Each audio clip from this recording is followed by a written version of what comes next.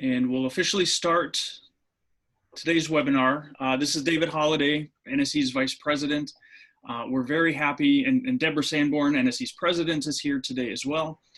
We're very happy to have Corinne Henke from Boise State University and Jeff Simpson from Oklahoma State University here to talk about risk management.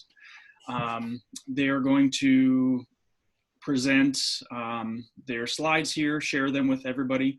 As I said earlier, if you have questions or comments, please use the chat bar. We'll address them as they come up.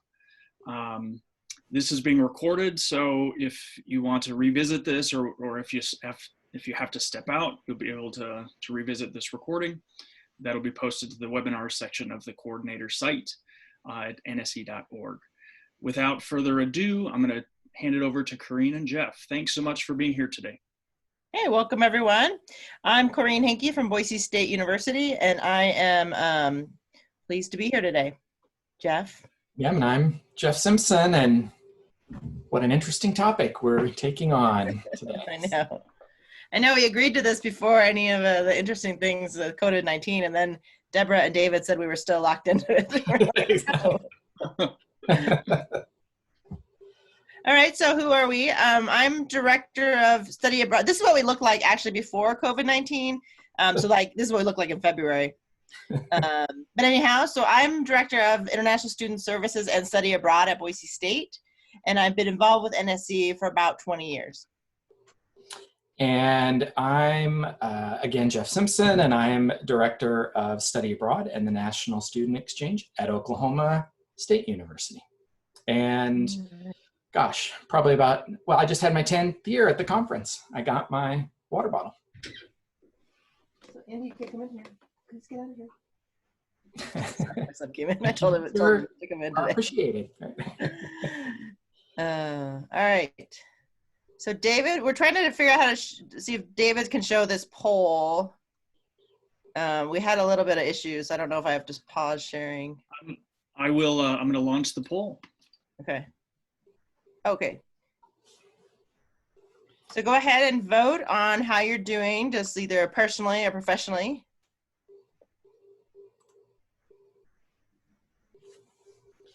I'm very disappointed. Hosts cannot vote. No.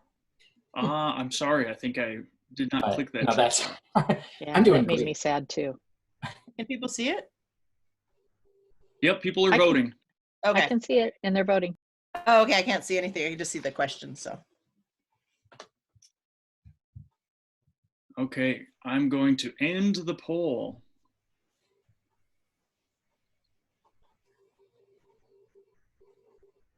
Are you able to see the results there, Corinne?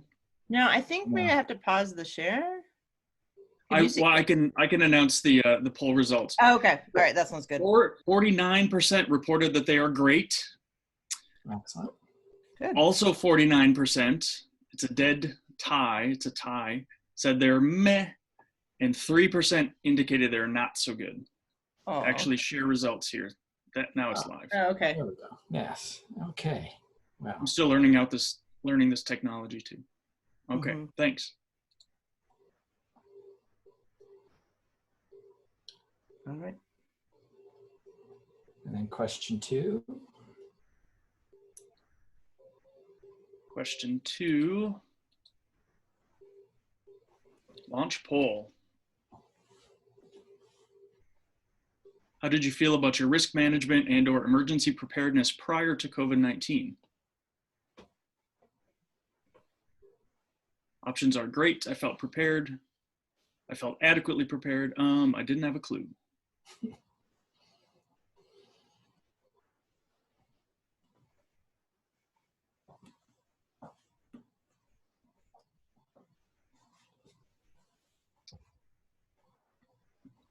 Looks like almost everyone has responded. I'm going to end poll, share results. Yeah, I think that looks great. I mean, I think most people are a little bit prepared, but they're not, necessarily. I think those plans are definitely something you kind of keep revisiting. All right. All right. Moving along. Okay, so our agenda today, we're going to talk a little bit about crisis planning. preparation, your communication plan, and having a team for your risk management plan, just sort of general responsiveness, how you prepare your outbound students, how you might prepare your inbound students, and then just talking about revisiting your plan, because usually at this point you're kind of like starting to kind of go into revisiting your plan after some kind of incident. All right. Okay, so we thought that today's webinar would actually be a good opportunity for all of us to hit the pause button for at least a few minutes and talk about not only COVID-19, which has been certainly probably consuming many of us in our daily lives ever since, and even some at the conference, but to be able to take a step back. And why did we think that maybe that was important is because we are all learning things right now. I know I certainly have learned a lot from this experience that, as Kareem was just saying, I really thought I was prepared before and I wasn't that worried when it started happening. And I learned a lot of things that we needed to figure out as we go. So we've been doing some learning. So how might we apply that learning into our framework for risk management? And crisis planning is a very critical component of a risk management plan. As the saying goes, extensive preparation allows for successful improvisation. So with that, we'll go to the next slide and I'll talk just a little bit about crisis planning. So Karina and I both come from a mixed background of both NSE and study abroad. So one thing that we thought might be helpful here is we pulled a study abroad resource. It's crisis management for education abroad, but we adapted some of their steps for what we thought might be particularly applicable to national student exchange. So I'm just going to talk very briefly. You can see these 6 steps that they have. Defining your crisis management team and assigning responsibilities. We're going to talk about that a little bit more here in just a minute. But also analyzing your mission, program, participants, and institutional tolerance for risk. And this is really important because each one of us are at a different institution, and the culture and our participants may be very unique to our institution. And I think we actually saw some of that at the conference. Many institutions were responding in those early days to COVID-19 very differently. And a lot of that has to do with institutional culture and a tolerance for risk. Step 3 in crisis planning is then assessing the risks, both internal and external, and the vulnerabilities, right? So this tolerance for risk may in fact have positives and negatives for an institution depending on how that plays out. And so it's not only the risk of something like COVID-19 that is an external incident that's happening, but there are elements within your institution that may in fact also create some risk in certain situations. And then the planning, preparing, and training to act swiftly and decisively. And I think that's something that we all have been actively involved in the past month or two, is the constant shift of focus as things happen quickly, and we had to respond quickly. And then step 5 in a normal crisis planning process would be to test your plan. What is funny for me is in January, we had about 12 or 15 people sitting down at a table preparing our tabletop exercise. We were going to run a mock emergency situation this year, and we were trying to decide what we were going to do. And COVID-19 was just starting to emerge, and someone at the table jokingly said, oh, maybe COVID-19 will be our tabletop exercise this year. And they had no idea how true they were. Yeah, our emergency manager told me, he's like, I always want to do these tabletop exercises, but I thought it'd be like, someone lost a passport. I was like, no. He's like, I had no idea I would be doing this for months. I was like, yeah, I know. Exactly, right? So, and then we're going to talk about later revisiting the plan afterwards. So, okay. One thing that we thought really important to point out here when we're talking about risk management, although we have all been very focused on COVID-19 right now, risk management is a lot more than large-scale disasters and pandemics and the big things like that. So we've listed out a few of the other situations that you as a coordinator might find yourself involved in with an NSE student. And of course, some of these may be smaller in scale. It may only involve you and a few other people and the student, but it could also be very large, like a significant weather emergency. Like for us here in Oklahoma, a tornado certainly might involve many people across campus. So these are just some examples of things to be thinking about that may also come up in terms of needing to be prepared for how might you respond to a student who finds themselves in one of these situations. And it's a little small to see, but I included this poll here in the image to the side where they polled students about their risk on campus. And the highest risk that students identified was excessive drinking. They recognized that excessive drinking on their campus was the most significant risk that they faced, and then followed by walking alone, theft, unlit pathways, and then it goes on from there. But I thought that was just very interesting that students themselves even recognize that even in situations that they've created themselves, they may in fact be putting themselves in a risky situation. Next slide. All right, so it's always good to have, you always want to have your team before you need your team. So in general, you don't necessarily even have to have regular meetings, but you do want to have like a group of people that you can go to. Like our group is the general counsel, the risk manager, the emergency manager. And when we've had other issues, I've mainly worked with our risk manager and the emergency manager, and then I just CC people. And then this most recent, everyone was really involved. So you just want to have your team or know who to talk to before you need to talk to them.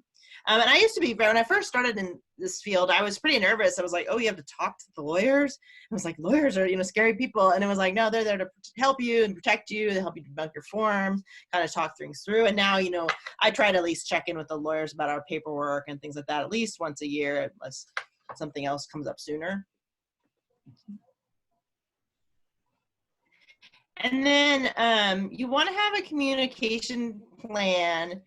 This really depends on your university. Ours is very structured and it's based on the type of situation. So we have sort of things that we consider low issues, things that we can handle ourselves, medium, high. And then beyond that is like, it also denotes like who we communicate with. So like a low, like student loses a passport, we can handle that in-house, and I wouldn't even tell the risk manager. That wouldn't really go beyond a certain point.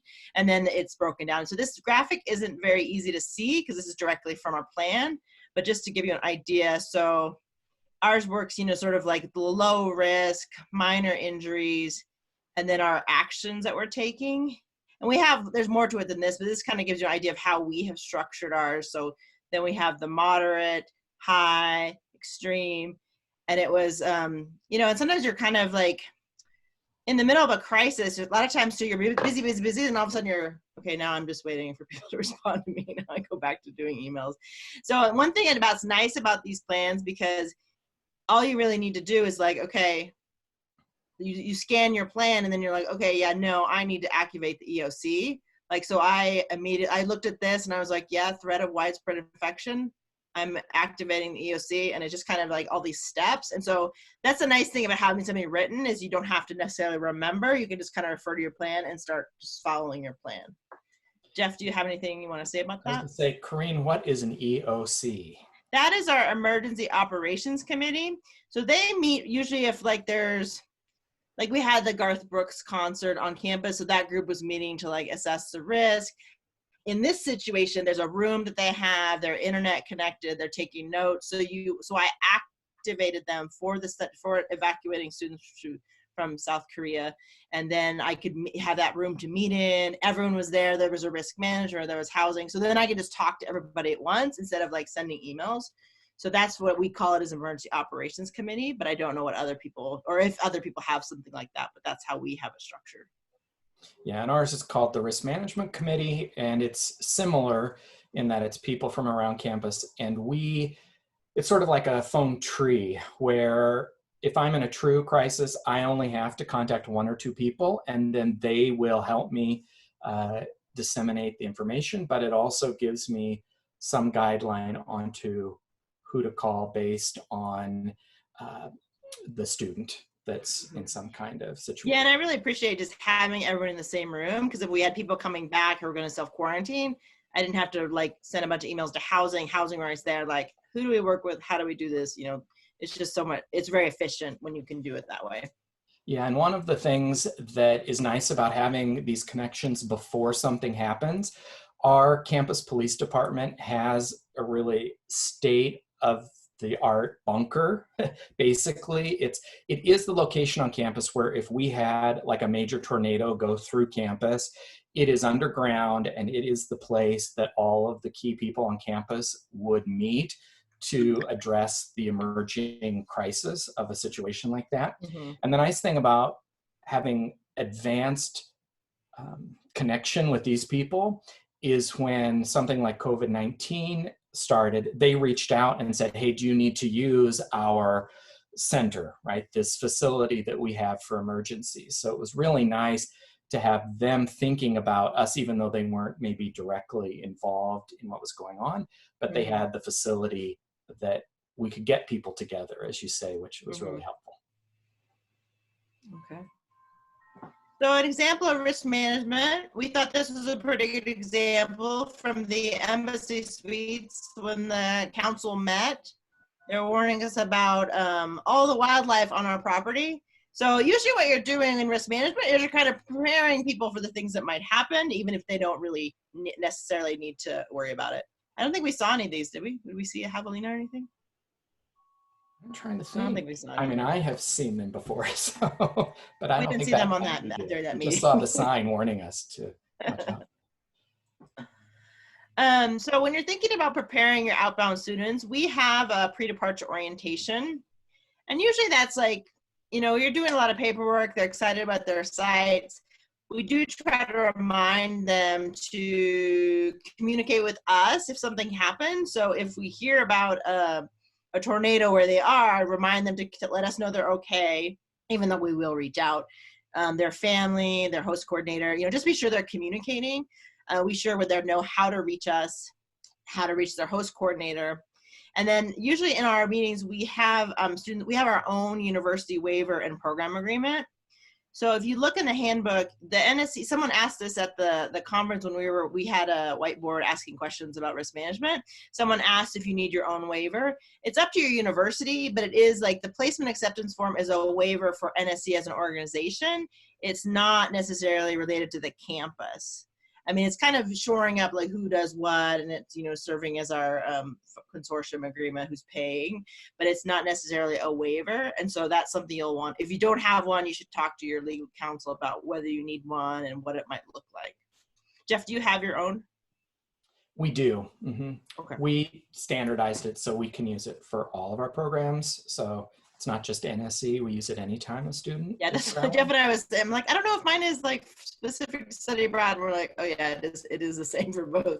Yeah. Because I always have them updated at the same time, and I wasn't actually sure. But exactly. Yeah, preparing this webinar has forced us to also look back at our own forms and procedures a little bit to be sure we were really clear, because you prepare these things in advance and then they're just being used. But it was a good reminder, at least for me, that it's helpful to revisit some of these documents on a fairly regular, you know, at least once a year, like maybe every summer, because we've learned, or situations have changed, or we have technology that we didn't have when the document was originally written, right? So we need to incorporate some new things into these forms. So it's not just a matter of having it, but it's treating it more like a living document that you revisit so that you can adapt. I mean, most years we don't have to change anything, but sometimes we do. And I'm sure I am certain after COVID-19, there are a couple things that are going to change in some of our responsibility and waivers lists. Even, for example, like, what is the university's responsibility for helping a student get back from an exchange site if they need to come home, that sort of thing. So, okay, so preparing the inbound students. This, I realize, depends a little bit on the size of your institution, because some of us have very large numbers of students that we are having to welcome to our campus, and others of us, it's a smaller number. And so what an orientation is going to look like for those incoming students is going to be vastly different. But there's some core things that we always need to be sure that we're responsible in working with the students on. And the first point is this starts before the students get to campus, right? And I'm sure that all of us are emailing our students with different information, not just about housing and enrollment, but maybe you've got welcome week events, or you know, there's, like, I send them always a link to our local radio station so that if they want to start listening to what's going on the radio in Stillwater, Oklahoma, they can do that, right? So we're sending them information so they can be preparing at home. One of the advantages that we have in our office is I have enough resources that I'm able to hire a returning NSE student to work in our office with me. And the nice thing about that is they are excellent as a peer resource for the students. So rather than me having to answer every question about how am I going to get my student ID and how am I going to get my parking permit and where's the best place to live on campus, and you know, like this week I got an email, can I get from this class to this class in the 10 minutes I have between them? Is that, how big is your campus, kind of question, right? And so the student who was on NSE last year is able to answer a lot of those questions because peer-to-peer is one of the best communication tools for students.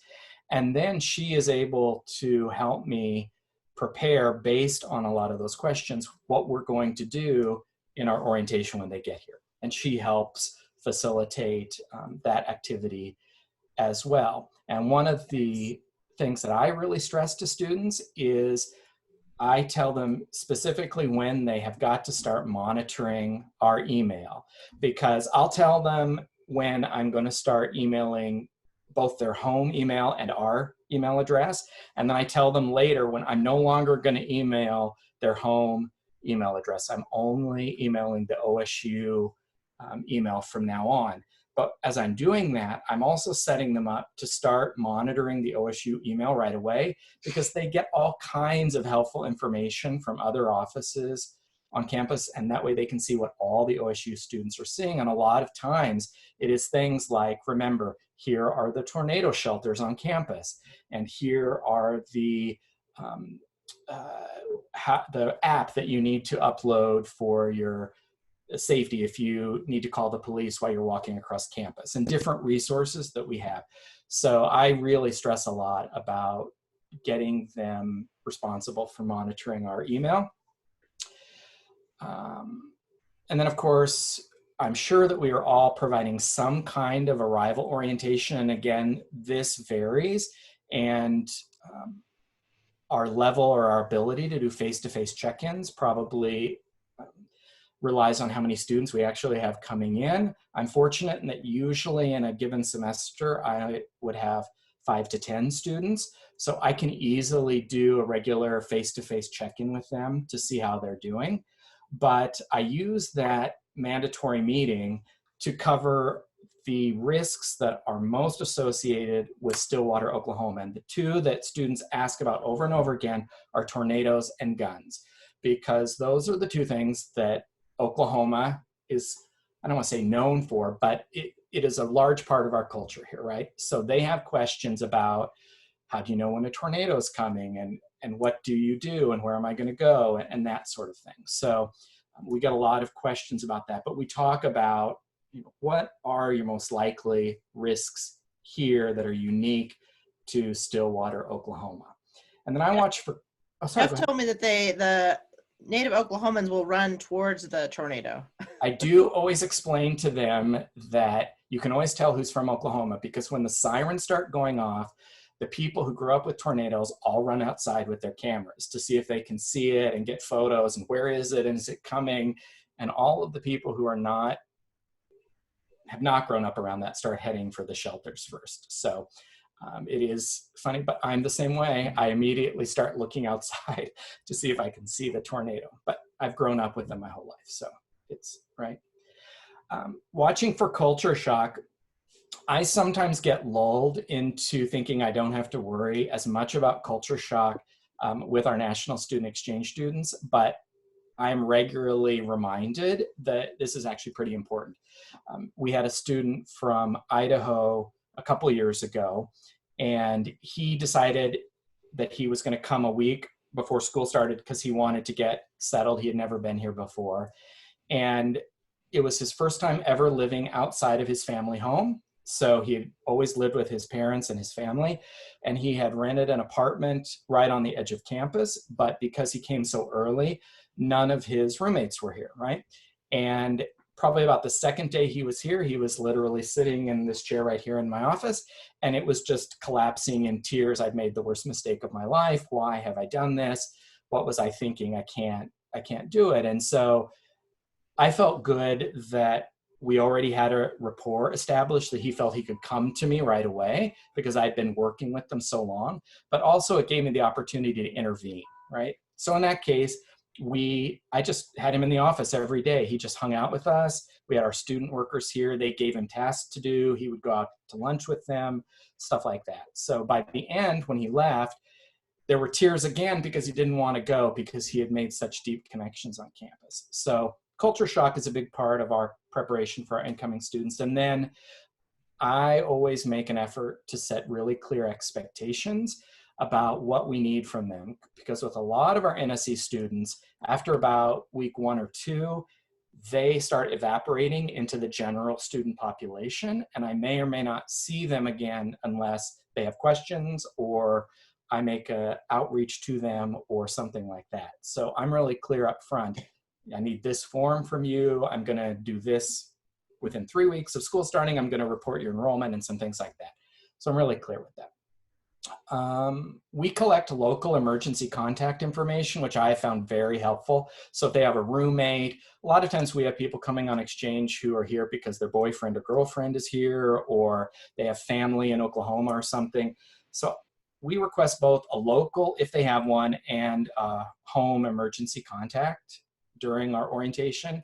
And that way, if I'm trying to find them, I could try, if I can't reach them, I could try a local person before I start calling their family. And that's been pretty helpful. I have a question mark here by collecting insurance information because I don't know that everyone does this. We do not require insurance for our incoming students except the students from Canada. But I do ask all the students to provide me information on their insurance if they have it, because a few times I have needed to refer to that. We've had students who needed appendix taken out.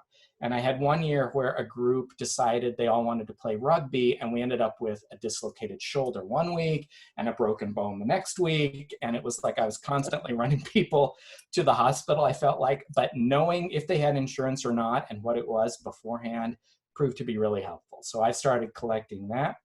And then, of course, providing our own emergency contact information and instructions on what to do. So with most of the students, I'm able to actually give them my cell phone because I know that after hours, especially if they have a certain need, they're going to need that, but I give them certain expectations of when they can use that. But we're also lucky in that they can call our OSU police 24 hours a day, and the police have my direct line at home, and the police have regularly called me at like 2 in the morning because something was going on. So I make sure that they all have that info as well. Sorry, Karina, I went on kind of long there. But. No, that's perfect. This is you too. Oh, it is. Yes. Yep. See you when you think you're done. We thought to put this in here I think most of us probably know this just from our work with students and either in student affairs or advising or whatever your background is. It's not unique to study abroad by any means, but we felt important. I think it's good to be reminded of this in terms of when a student is in crisis, how might we respond to that? And just to be mindful of, we may be in total panic mode over COVID-19, but we try to not let that flow over onto students because they already are dealing with a lot of stress as it is.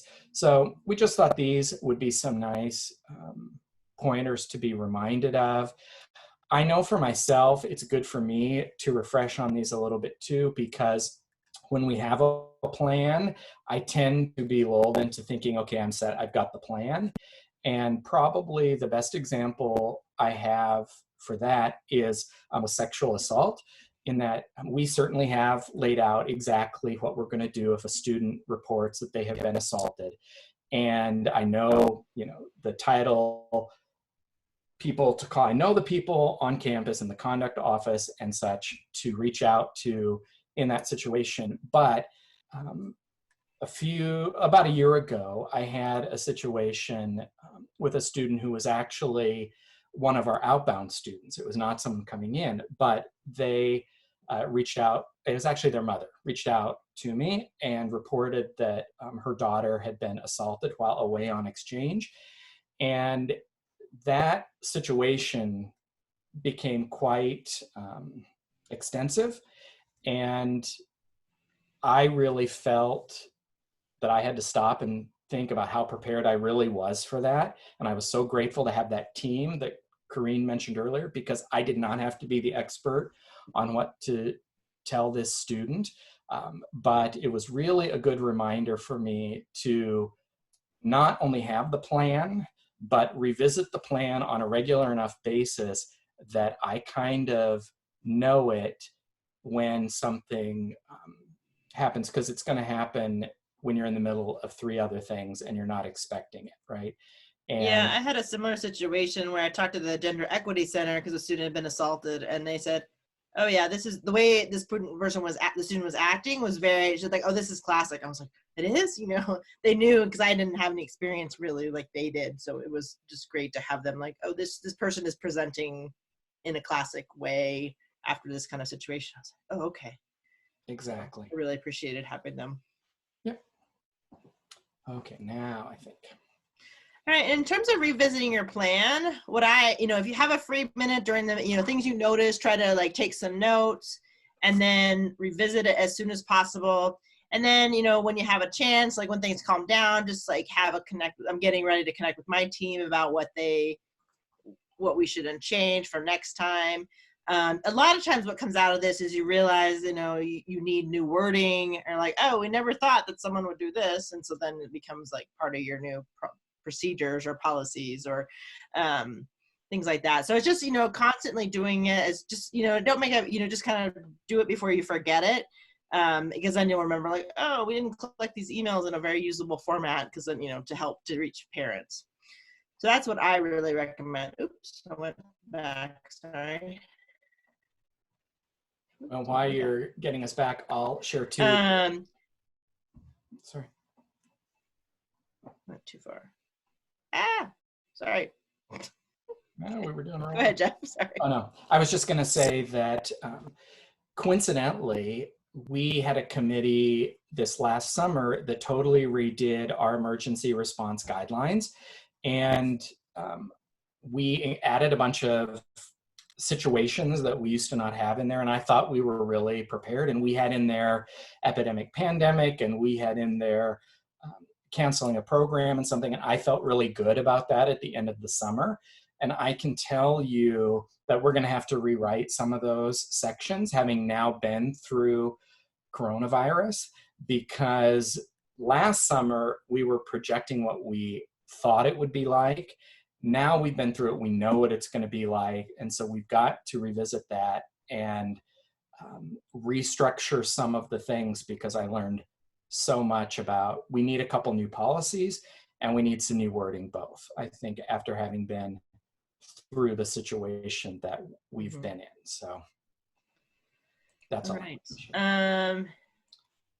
So in terms of resources, I mean, your university, you know, has like plans and protocols, and if you're a really small office, don't be afraid to reach out to Jeff or I or anybody for our, you know, look at kind of our examples. The NSE handbook has a section about program disruption. So how you communicate, when you communicate about certain disasters, emergencies on campus. There's also a section on risk management.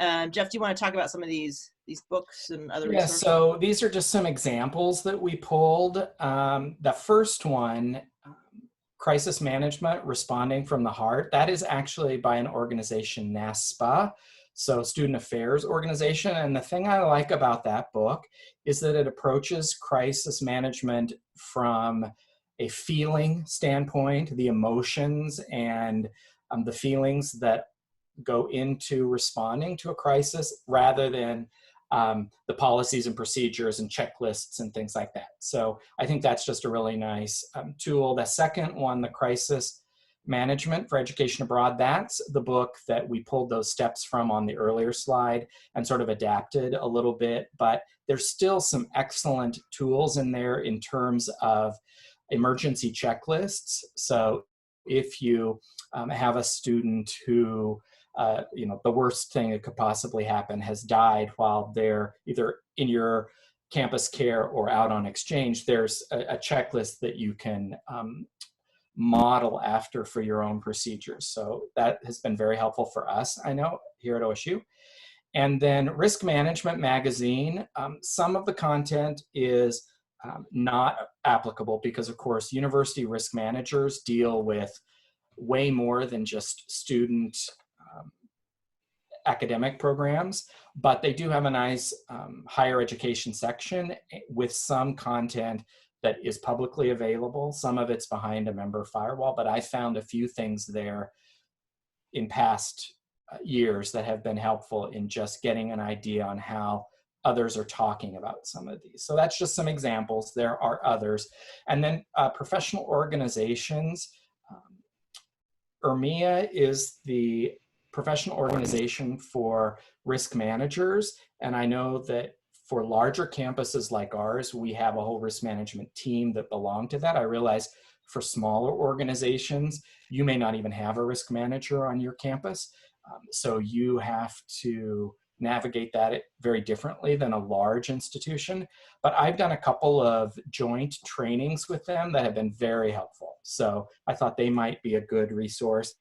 And then NASPA that we mentioned, the Student Affairs Administrator Organization, they have some wonderful tools for looking at student behavior and how do you help students in crisis.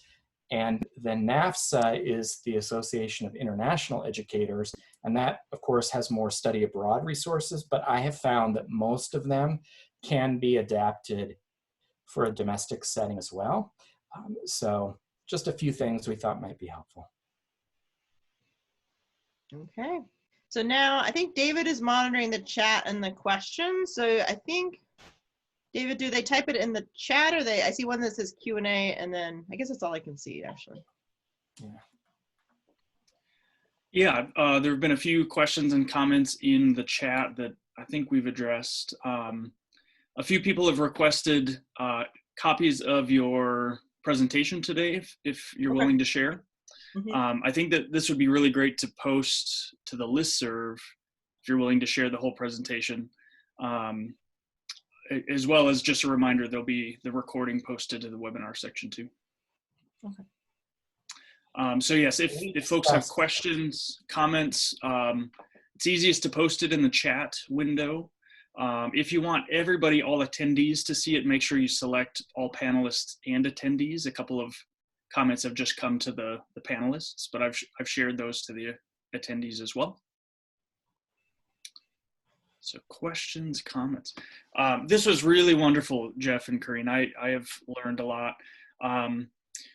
I guess one thing I wanted to jump in with my coordinator hat from the University of Minnesota Twin Cities is I've learned a lot about our institutional policies and procedures and how they differ between international programs and domestic programs.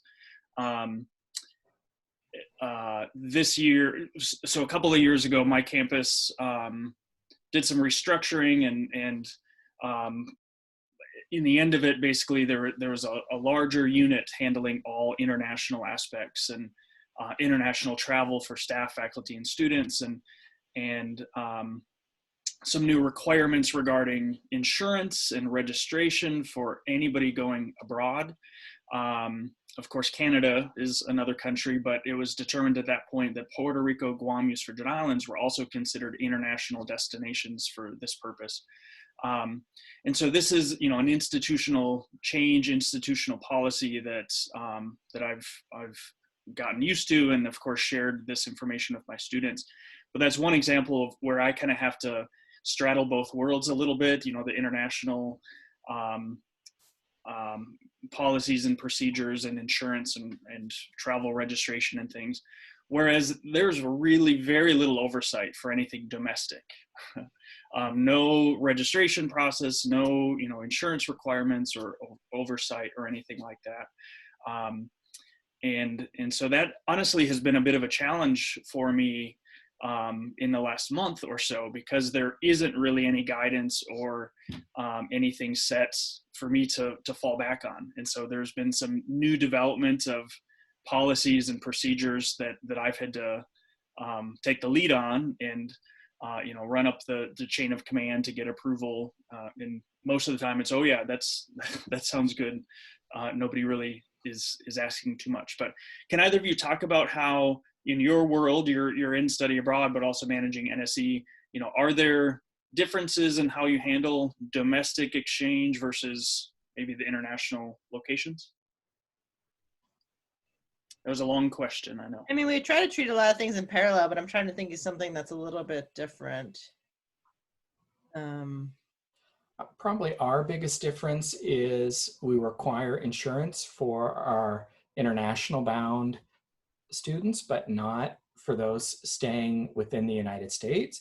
So then when something happens, our students who have gone outside the country may have more resources available to them to respond if they need to evacuate or they get sick or something like that. So I certainly think that's something that we'll continue to investigate. But we're also, well, Karina and I were talking while we were preparing this workshop that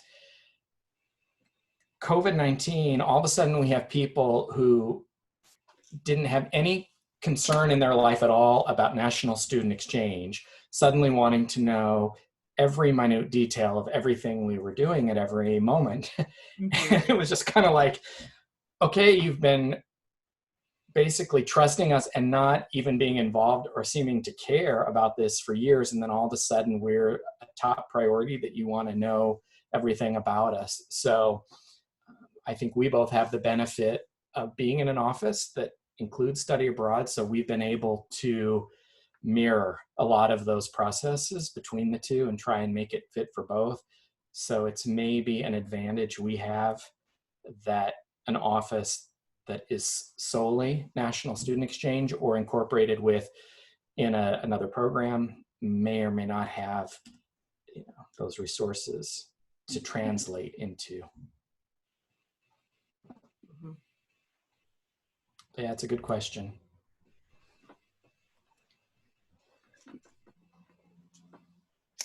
A couple of people have asked if maybe you both specifically are willing to share your actual risk management plan, if you have something written up that could be shared with folks that have joined us today. I can share the email address of everybody that's joined today to share those types of things if you're willing to. Mm-hmm. Yeah, we talked a little bit about if we wanted to bother sharing forms and such in the presentation today, and we thought it would be hard for people to see, but yeah, I think we both probably have some tools that would be helpful for people. Yeah, and it may give you an idea. Like, I think a lot of these things just kind of help you think of like, oh, this doesn't the same situation, but it does like trigger this idea that I could use here. So I think just the more resources you can see, I think is helpful. Because it's not like we, at least at OSU, created these things from scratch. We looked at what other people had and then adapted it to our institutional culture. So yeah, perhaps we could do some work in the coordinator resources section and have a dedicated risk management section similar to the assessment section with some examples of documents from campuses and things. Like waivers and things like that. That might be because I think like 20 years ago when I made our first waiver, I took one from another university and then ran it past the lawyers, and they changed it, the things that we can and can't agree to in our waivers. So I think it's fine if you kind of take something and sort of modify it. Yeah. The one other thing I guess I wanted to mention and maybe get both of your thoughts on it is just the communication between campuses. It is so crucial when an incident occurs that there be communication between the campuses involved, the home campus, the host campus, as well as NSE HQ. And so, the couple of incidents that I've experienced on my own campus or with my students, there's needs to be careful communication between campuses to make sure that, both campuses are aware of the situation so that we can respond accordingly and report things if necessary on our own campus, but also to offer support to make sure that there's support offered to the student, depending on the situation, but the student in the moment at the campus where they are at, as well as when they're transitioning back home, and make sure support's in place there. That is the nature of a consortium, and the bilateral nature of NSE sending and receiving students really requires that careful communication between campuses. Yeah, we had a situation where we were hosting a student, and then that home coordinator called me and said, I'm concerned about this student. And we have a system called the care report where you can send a notification about students. But then our university got confused because the home university also called it the care report. So they're like, wait, who's this other person? I'm like, no, that's their campus. So sometimes people don't necessarily understand what you do, and then the two coordinators. And so sometimes you have to kind of lay things out for them. Like, this student is on exchange from here. And so that was a situation I dealt with where it was just like the care team was like, who's this other care person? What are you talking about? And I was like, oh my gosh. But it all worked out and the student got the support they needed, but it was, I think you have to be careful, but I think it's always good to, people always want more communication in a crisis than less. And it always feels like, I've been communicating a lot. And some people are like, oh, they weren't communicating at all. So I choose to err on the side of like over communicating if I can. Or I'll say in my updates, like, there'll be no further update unless the situation changes, that sort of thing. And that goes back nicely to those points about how you respond to a student, for example, because I have found both with parents and students in crisis situations, a lot of times all they need is they just want to be heard. They don't need you to solve the problem always. They don't need you to, wave a magic wand and make it all go away. They just need someone who cares and will listen to them and be sympathetic and empathetic to what they're dealing with at the moment. And I found that goes a long way. One of the challenges that we've had with the communication, say like between schools, and I hate to keep bringing up sexual assault because it does not really happen that often, but it's just such a clear example of what can happen because it affects so many people on different levels so deeply in a situation like that. But we had a situation at one point where I wanted to reach out to the partner university because I felt they really needed to know a situation with a student.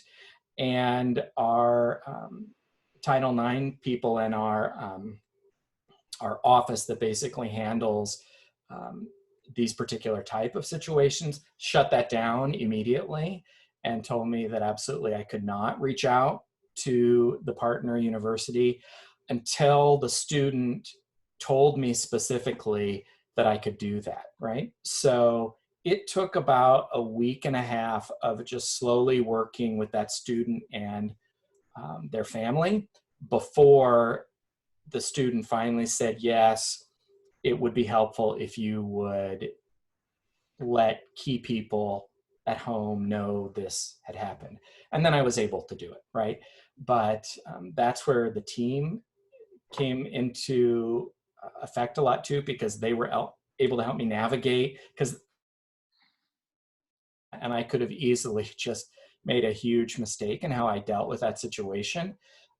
But they really stepped in and helped with that process. So that's an example of at least a challenging situation we had in working with coordinator. But in usual terms, yeah, it's always good to be communicating between the two institutions so that everybody knows what's going on.